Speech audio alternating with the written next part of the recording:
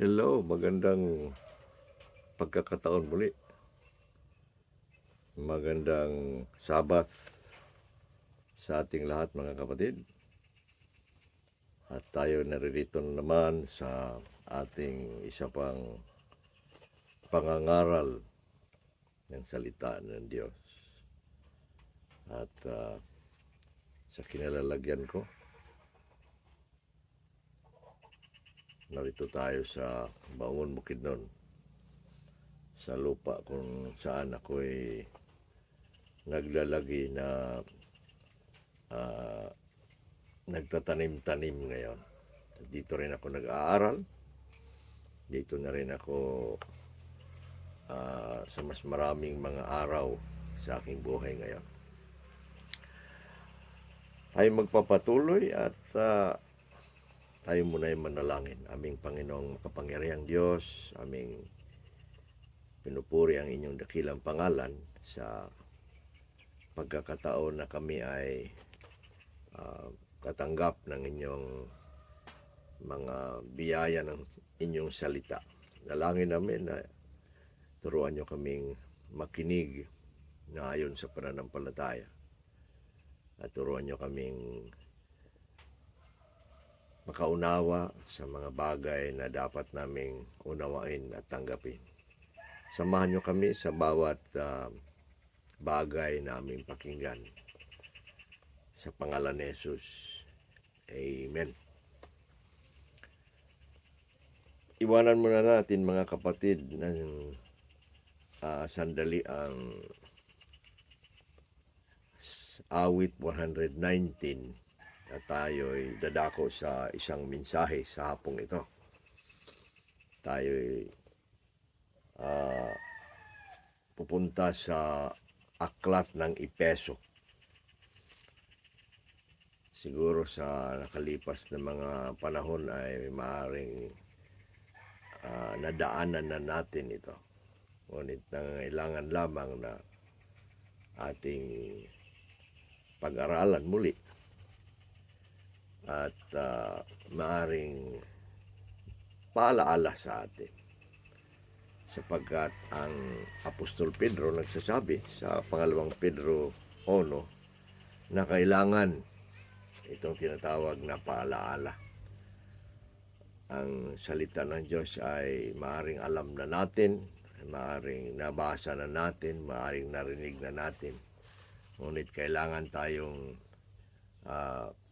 makinig muli, sabihan muli, dalhin muli sa katotohanan upang ituro muli sa atin ang pangangailangang ito. Epeso 4, ang ating mensahe ay ang lakad na nararapat sa ating pagkatawag. Ang lakad na nararapat sa ating pagkatawag.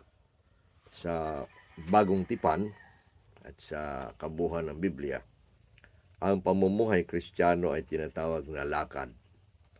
Kaya sa buhay natin, pag sinasabing lakad, ito ay gawain.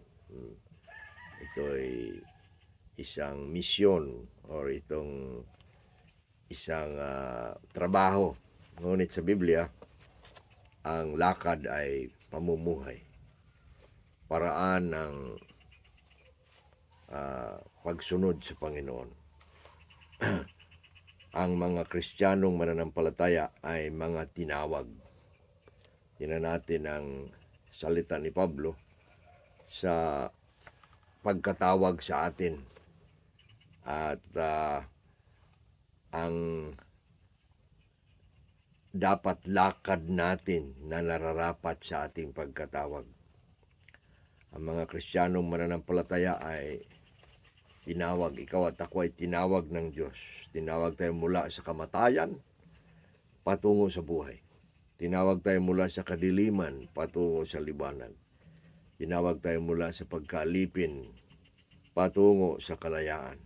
Tinawag tayo sa isang mataas at dakilang pagkatawag. Tinawag tayo sa isang banal na pagkatawag. Pangalawang Timoteo 1:9.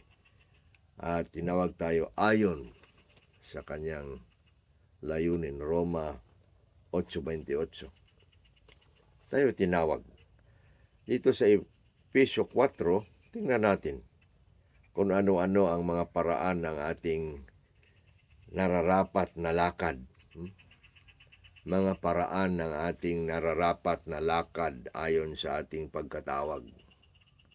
Ayon kay Apostol Pablo. Basahin natin ang Efesyo 4 sa 1 hanggang 6. Kaya nga ako, na bilanggo ng Panginoon, ay namamanhik sa inyo na lumakad kayo ng nararapat sa pagkatawag na sa inyo ay itinatawag, ng may buong kapakumbabaan at kaamuan, na may pagbabata na nangagtitiisan kayo sa isa't isa sa pag-ibig, na nagsisikap na pag-ingatan ninyo ang pagkakaisa ng Espiritu sa buklod ng kapayapaan.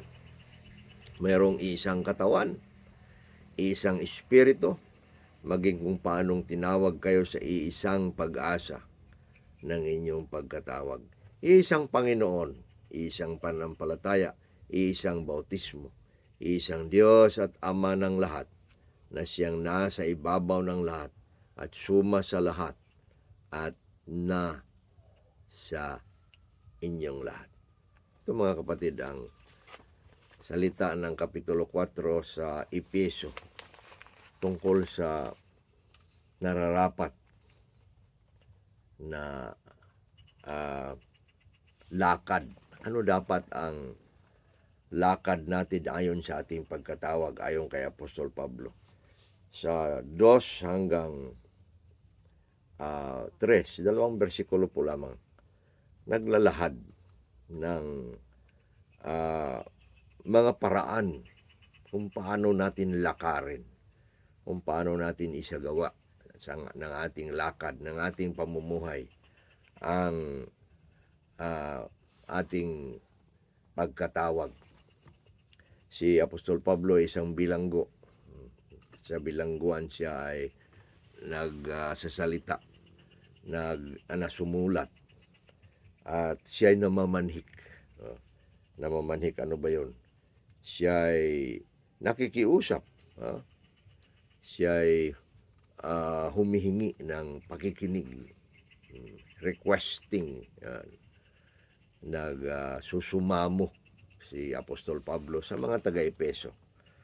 At ang pakikiusap niya na siya bilanggo, pero sabi niya sa kanila, nakikiusap ako na lumakad kayo ayon sa inyong pagkatawag.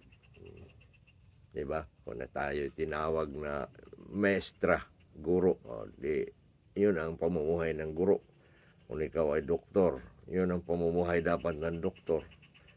Kung ikaw ay isang mabuting ina, yan ang pamumuhay, yan ang lakad ng isang mabubuting ina, mabuting ama, mabuting anak. Dito, mabuting Kristiyano, lumakad na nararapat sa ating pagkatawag. Una, binanggit ni Apostol Pablo sa versikulo 2. So, sabi niya sa 1, lumakad kayo na nararapat sa pagkatawag na sa inyo ay itinatawag, na may buong kapakumbabaan at kaamuan. Una, sa pamamagitan, ang ating lakad ay na nararapat sa ating pagkatawag ay sa pamamagitan ng buong kapakumbabaan at kaamuan na may pagtitiis. Dinagdagan pa, buong kapakumbaan, buong pagpapakumbaba, ang ibig niya sabihin. Walang halong pagmataas, walang halong pagiging palalo, pakumbaba. Yan ang unang nararapat sa ating lakad sa isa't isa. Ibig sabihin dito sa ating relasyon sa isa't isa, hindi lang sa sarili mo. nagpakumbaba sa isa't isa. Ayon sa Pilipos 2:3.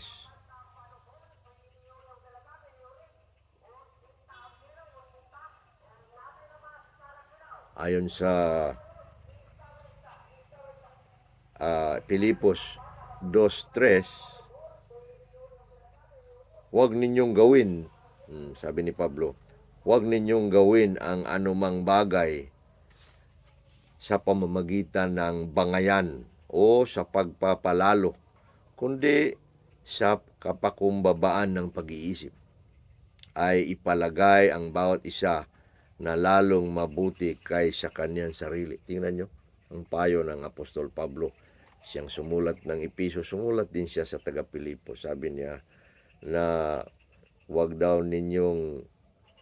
kayong magbangayan, mamataas sa isa't isa, kundi sa kapakumbabaan, kilalanin na ang iba ay mas magaling kaysa inyo. O, tingnan nyo.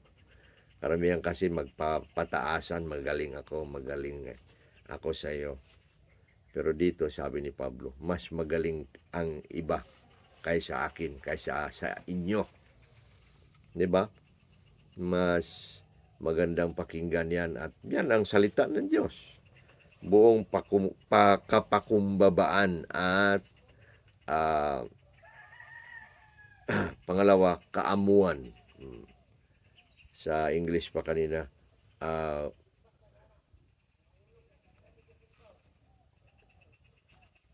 buong kapakumbabaan, in humility, in humbleness. Pangalawa, kaamuan, meekness, gentleness, kaamuan, maamo, hindi matapang, hindi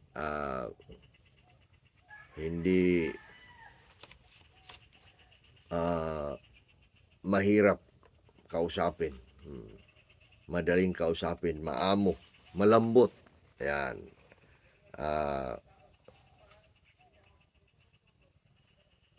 Gentle, meekness. Yan ang pangalawang tandem ito sa verse 2 na sa ating pakikisama sa isa't isa na tinatawag na lakad Kristiyano ay tayo maamo sa isa't isa, magpapakumbabaan sa isa't isa, maamo sa isa't isa, hindi matapang sa isa't isa. Kaya pagbaliktad ito, pagbaliktarin, matapang sa isa't isa, at galit sa isa't isa, hindi mari. Ang payo ni Pablo, gentleness, kaamuan, pagkalambot at pagkamaamo, isang katangian ni Jesus sa Mateo 11:29. Sabi niya, lumapit kayo sa akin, isuot ninyo ang aking pamatok at mag-aral kayo sa akin. Matuto kayo sa akin, sabi ni Jesus. Ano ba siya? Paano tayo matuto sa kanya? Ako ay mapakumbaba at maamo, sabi niya. For I am humble at gentle in heart. At sa Mateo 5:5, mapaalad ang mga maamo. Blessed are the meek, for they shall inherit the earth. Pinagpala ang mga maaamo. Sa Galatia 5:22, ang kaamuan, gentleness is a fruit of the Spirit. Isang bunga ng pagpapasakop sa lakad ng Espiritu. Kaya yon ang unang nararapat na ipakita natin sa isa't isa bilang mga tinawag ng Panginoon sa banal na tawag, sa mataas na tawag. Tayo ay dapat magpapakumbaba sa isa't isa at maamo sa isa't isa na may pagtitiis. Ibig sabihin na hindi maaaring magpakumbaba ka sa kapatid mo at maamo ka sa kapatid mo na wala namang pagtitiis. Kailangan may kasamang pagtitiis. Sa ibang pagkasabi, pagbabata, yung malalim na Tagalog. Pagbabata, long suffering.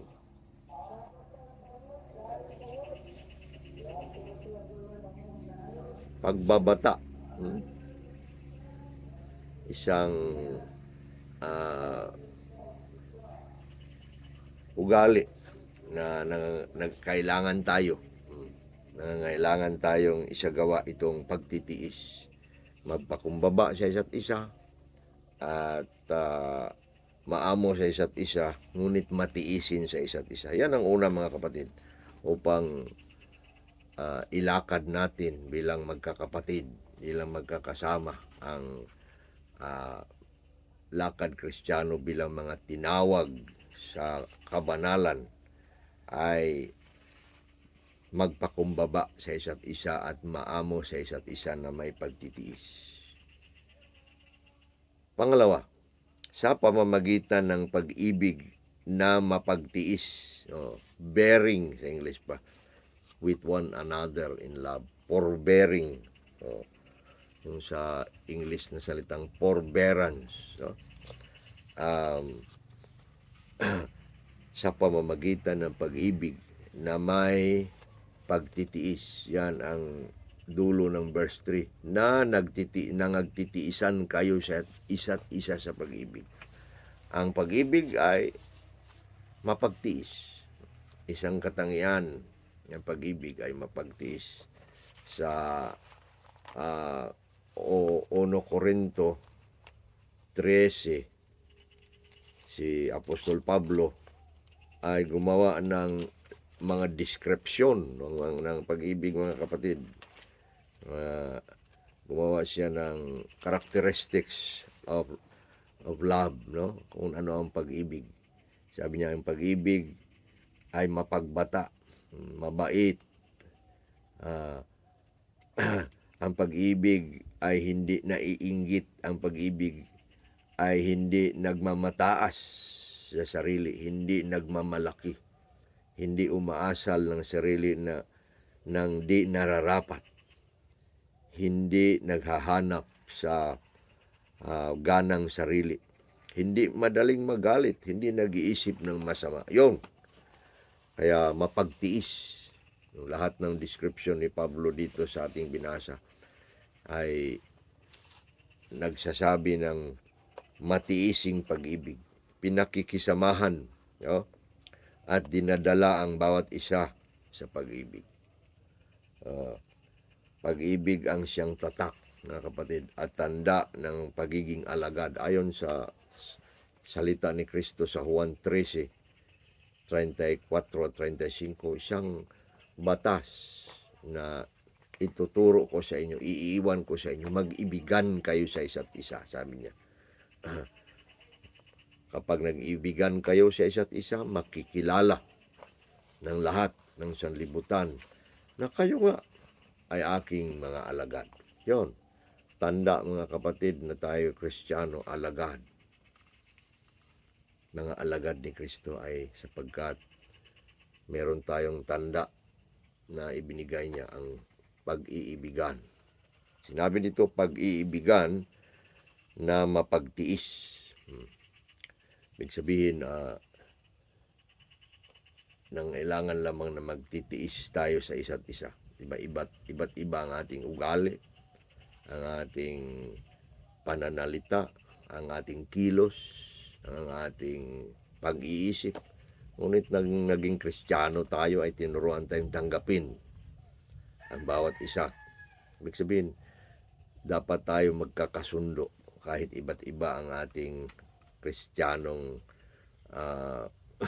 antas, pamumuhay. Magkasundo tayo sa pamamagitan ng pag-ibig. Kanina may pagpakumbaba sa isa't isa, at kaamuan sa isa't isa na may pagtiis. Ngayon naman pag-ibig na mapagtiis. Pangatlo mga kapatid na paraan ng ating nararapat na lakad sa ating pagkatawag, no? Sa ating banal na tawag ay itong sa dulo ng versikulo 3. Ito ang sinabi na sa simula pala ng versikulo 3 na nangagsisikap na pag-iingatan ninyo ang pagkakaisa ng Espiritu sa buklod ng kapayapaan. Isang pagkakaisa, no, ng Espiritu. Ang lahat ng mananampalataya, ikaw at ako sa buong sanlibutan, tayo'y pinag-isa, no? Pinag-isa sa isang katawan na sinasabing iglesia, katawan ni Kristo. Maring dyan kayo, kami rito, iba't ibang bansa. Sabihin lang natin local church sa Taif o dito sa amin sa Cagayan de Oro. Tayo'y pinag-isa, isang katawan. Ang Biblia nagsasabi sa na ang ating pagkakaisa, ang ating union, no, ay pagkakaisa ng Espiritu. Kagaya ng mag-asawa, dalawa sila pinag-isa. Tayo man marami, pinag-isa. Ayon sa Roma 12:5, ay gayon din tayo, kahit marami, ay iisang katawan kay Kristo.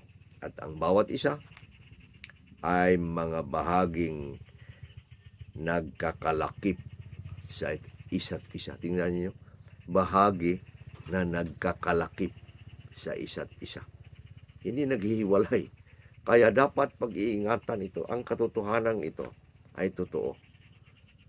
Kaya nga ang mag-asawa na ginawang isa, kailangan laging nagkakasamang isa. Kasi maaaring hindi sila nagkakaisa, maaaring nag-aaway. Ganun din tayo.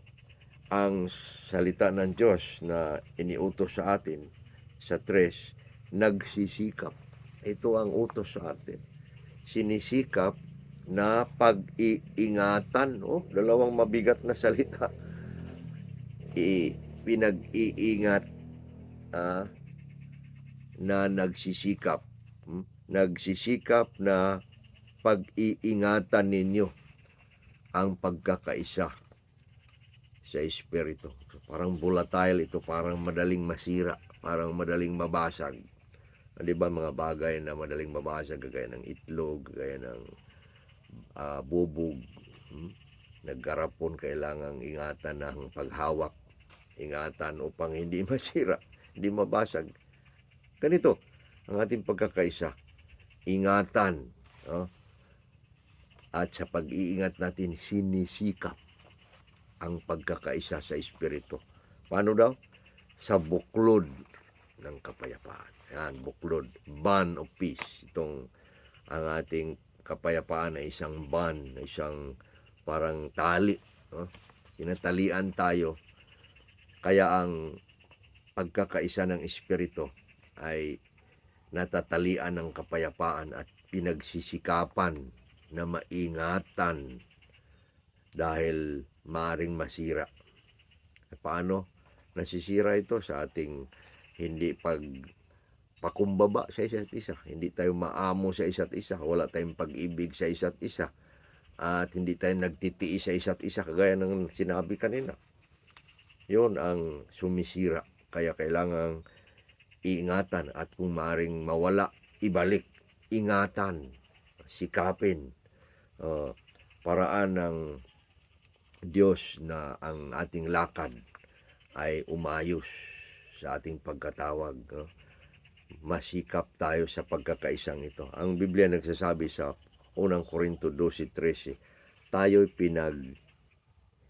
iisang katawan sa pamamagitan ng banal na Espiritu. For by one Spirit, sabi dito, we are all baptized into one body. Binautismuhan tayo sa pamamagitan ng banal na Espiritu doon sa katawan ni Kristo. Ganun yan. Kaya um, ano ang mga dahilan ng pagsisikap? Dapat pagsikapan, no? Ang ating pagkakaisa ng espiritu na hindi masira. Sabi ng 4, 5 at 6, dahil sa maraming iisa. Mabigat pakinggan din, maraming iisa. Tingnan natin, iisang katawan. Isang katawan lang tayo. Kailangan dapat tayong magsikap tayong isa sa espiritu. May isang espiritu, banal na espiritu. Isang pag-asa. Ang ating pag-asa na tinatawag sa Bibliang the blessed hope of the coming of our Lord Jesus Christ. Pangatlo, pang-apat, iisang Panginoon. Si Kristo, isang Panginoon lamang. Pang-apat, iisang pananampalataya. Ang pananampalataya natin mula kay Kristo, iisa. Iisang bautismo. Binautismohan tayo sa isang water baptism. Naging isa tayo kay Kristo sa kanyang kamatayan at pagkabuhay na muli. At iisang Diyos na Ama ng lahat, suma sa lahat at nasa ating lahat. Ito ang dahilan na dapat tayo kailangan magkakaisa sa espiritu. Hindi kailangang masira, magwatak-watak, bangayan, dahil isang katawan at sa mga isa na ating binanggit. Ano mga paraan, mga kapatid, practical na mga paraan ng pagsisikap sa pagkakaisa na sabing ingatan at sikapin, pagsikapang ingatan. Una, sinabi kanina magpakumbaba sa isa't isa. Mahirap ng magmataas na sa isa't isa. Magpahayag ng kasalanan sa isa't isa. Mahirap ba ito? Lalapit ka sa kapatid mo at sabihin mo, sorry kapatid, tawarin mo ako. May mga bagay na hindi ako ganito, ganyan. No? Mag-uusap tayo. Magpahayag ng kasalanan ayon sa Santiago 5:16. Confess your sins one to another. Yan. We confess our sins sa isa't isa, hindi lang sa Diyos. Kailangan nating isagawa. Pangatlo, pagkilala ng kagalingan ng isa ay sa ating sarili. Ayon sa Pilipos 2:3, mas magaling ka kaysa akin. Magpakumbaba ka at sabihin mong mas magaling ang iba kaysa iyo. Yun. Ano pang pang-apat na paraan na tayo magkakaisa? Pag-uusap ng may pag-ibig. Pag-uusap na ng katotohanan ng may pag-ibig. Sasabihin ang totoo. Sabihin na, sorry, nag-aalit ako dahil ganito, ganyan. Sabihin ang totoo, hindi tayo magsisinungaling. Ngunit, pag-ibig. May pag-ibig. Tanggapin ang isa't isa. Mag-usap ng may pag-ibig sa isa't isa. Panglima, magbigayan at magtulungan ayon sa Galatia 6:2, no? Magdalahan kayo ng pasanin sa isa't isa, bearing one another's burden. No? So ano ibig sabihin nito? Tulong sa isa't isa,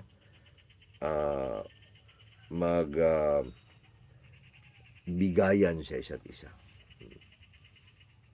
Yan ang pag-ibig. Yan ang kapatid.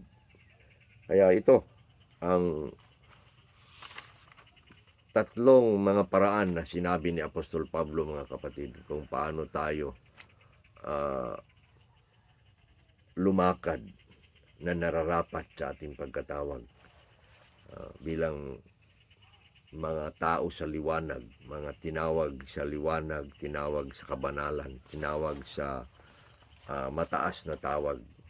Nararapat lang ito na tayo'y magsasamang may kapakumbabaan at kakamuan, may pag-ibig na mapagtiis sa isa't isa, at may pagsisikap sa pagkakaisa ng espiritu na dapat iingatan. Mga kapatid, dalangin ko na magkakaisa kayo lagi sa taif. Yung mga lalaki, mag-uusap, kayong mga babae, ilan man lang kayo. At ang dapat isagawa itong ating mensahe. Matapos siguro ang mensaheng ito, maaaring mag-uusap kayo. Pahayagan ng mga bagay sa inyong sarili. At sa pag-ibig ay magsalita ng maamo, magsalita ng katotohanan, magpatawaran sa isa't isa, at mag-ibigan.